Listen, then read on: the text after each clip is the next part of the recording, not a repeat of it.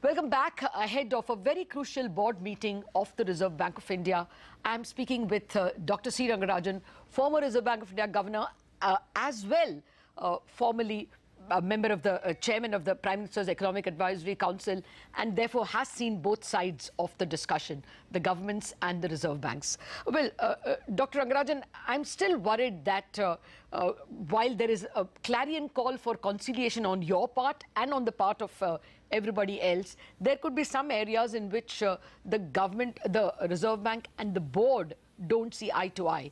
Only recently, Mr. S. Gurumurthy, who has been recently taken in as appointed as a member of the board, made a speech saying that the government of India has given away its right to print money, print liquidity, and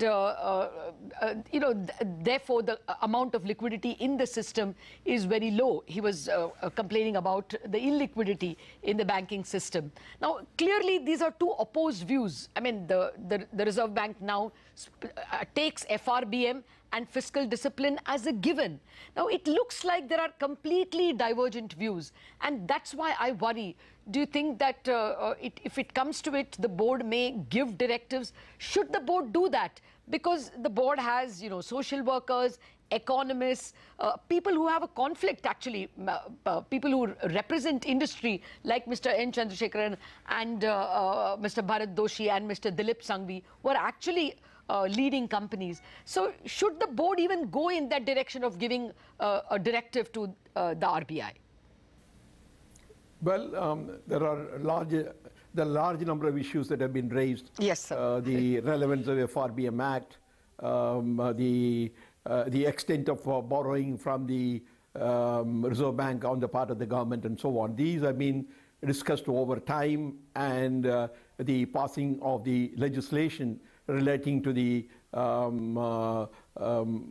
fiscal deficit. Amendments have been only recently made after the N.K. Singh Committee's report. Yes. Therefore, they go far beyond the discussions between the RBI and the board or RBI and the government. There has been, in my opinion, a fair response to the Indian economic situation. And the FRBM Act is one of the important enactments setting up how far the government can go in terms of the fiscal deficit. It's a good enactment, and by and large, all governments, including the present government, have accepted it and have always acted upon trying to maintain the fiscal deficit as near as possible to the mandated level. Okay, so may I interrupt, sir? May I interrupt, sir? It is with great wisdom that we have also done the doing away with the issue of ad hoc treasury bills, which almost monetize the fiscal deficit. These, in my view, are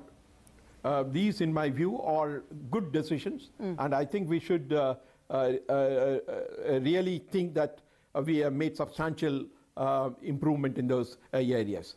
As for the final question you asked about the board and the RBI, I do think that, as I mentioned earlier, there is a responsibility on the part of the RBI to take into account the sense of the board, and also for the RBI to understand the compulsions under which the RBI acts. Okay.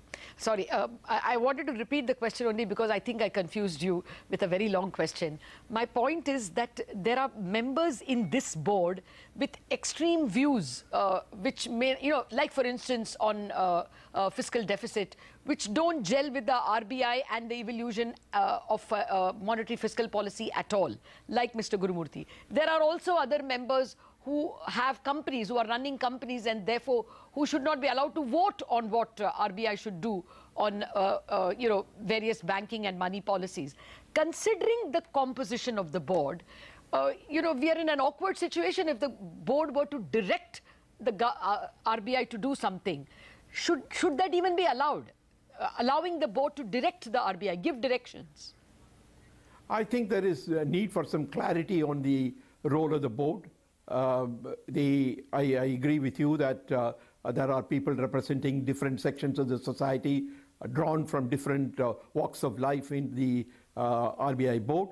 But that has been deliberate. I mean, I think the attempt has been to widen the type of views that can be heard in the RBI board. Therefore, it is important to understand both for the RBI governor and for the board how far they can go into each other's territory. I mean, I think this is really the crux of the problem. I would hope that both the RBI and the board understands the limits up to which they can go. Okay. Dr. Rangarajan, that's most useful advice. Thank you very much for joining us, sir.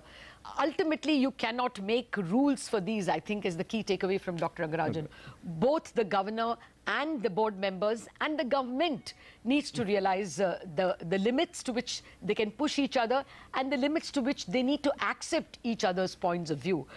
That's sage advice, and we hope that will be the overriding sentiment when discussions happen in the RBI board meeting on November 19th. Thank you very much, Dr. Rangarajan. I'm very sure this interview is going to be heard by all members of the board and the government.